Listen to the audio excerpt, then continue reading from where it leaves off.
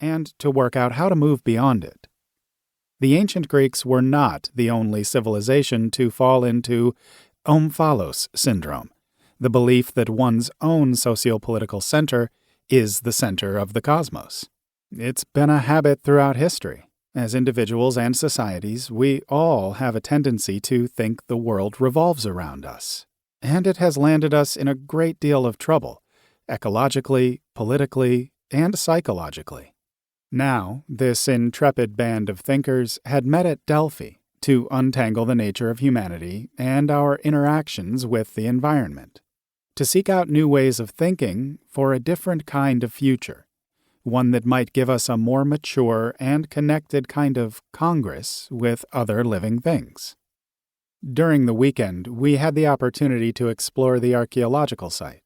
As I stood on the forecourt ruins of the Temple of Apollo, surrounded by the brown scree slopes of the mountain, I thought of the two words fabled to have been inscribed there: Know thyself. A simple injunction, but a lifetime's work for the individual. Certainly more than a conference's worth, even for 100 intellectuals. I had a strong inkling that we needed to think very differently to get deeper into these problems, to learn from other species, and come at investigating our own minds in a new way.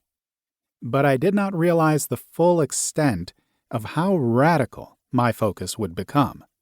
Delphi was a kind of conversion experience for me. The landscape itself mirrored the problem we were trying to solve. It was filled with history interlaced with the living present, archaeological sites couched in resinous forests and meadows. But we tend to see only the rubble remains and faint imprints of the past. We are only dimly aware of the commerce of organisms for which these human productions are now a stage. It was there that I realized clearly that to know thyself, one had to think well beyond oneself, or even one's species. One can only know thyself by knowing others. We have to think into the experiences of other organisms dramatically different from ourselves, however rudimentary or complex they might be. So different, in fact, that their experiences might be generated without any of the familiar animal thinking machinery. No brains, neurons, or synapses. I began to think about the sapiens of plants. We are so entrenched in the dogma of neuronal intelligence, brain-centric consciousness, that we find it difficult to imagine alternative kinds of internal experience. The title of this book alone might evoke derision and consternation from some.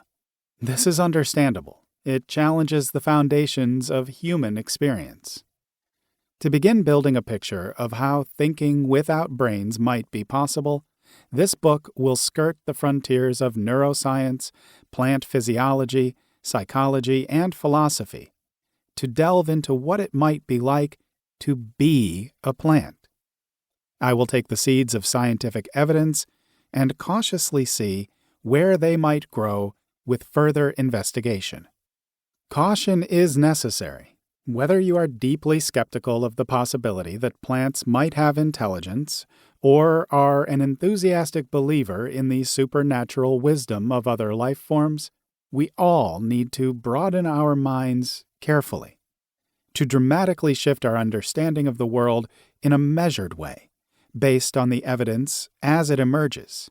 I neither want to narrow-mindedly ignore the astounding possibilities of what science is uncovering, nor to start a new animistic cult of nature worship.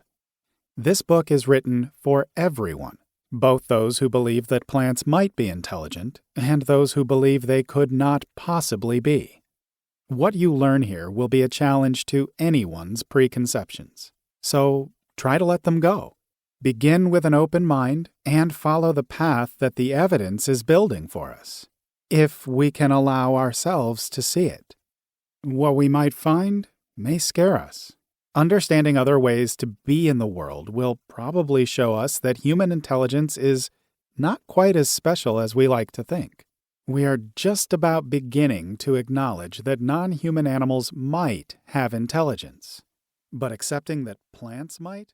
To keep listening to this audiobook, I've left you a link in the description so you can do it, at no cost thanks to Audible's 30-day free trial.